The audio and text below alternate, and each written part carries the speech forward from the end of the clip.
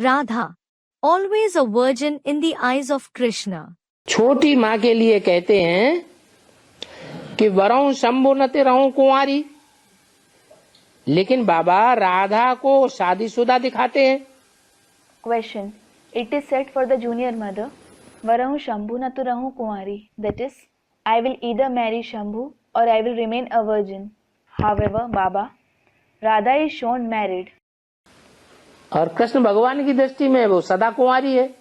And she is always a maiden in the point of view of Lord Krishna. इसका मतलब क्या है?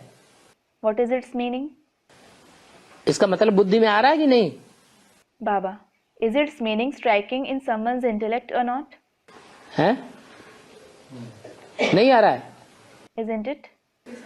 हैं? एक ही साथ रहती है ना। एक ही साथ रहती है? Student, she stays with the one, doesn't she? Baba, she stays with the one? माना शादी नहीं हुई? You mean she isn't married?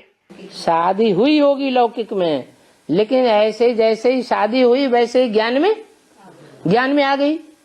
She must have got married in the Lokik, but as soon as she got married, she came in the knowledge. ज्ञान में आने के बाद फिर भी वो कुमारी रहती है। She stays as a maiden even after coming in the knowledge. फिर भी विकारों के बंधन में नहीं बंधती है। Even then, she doesn't get bound in the bondage of vices. इसलिए वो कुंवारी है। This is why she is a maiden.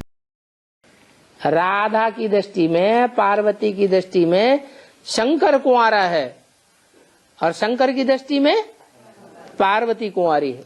Shankar is a Kumara, that is bachelor in Radha's and Parvati's point of view, and Parvati is a maiden in Shankar's point of view. हमरे जान सदा शिव जोगी, अज अनवद्य अकाम Abhogi.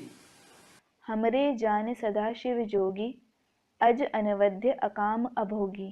Meaning, as far as I know, Sadashiv is yogi, ageless, imperishable, desireless, and not a bhogi.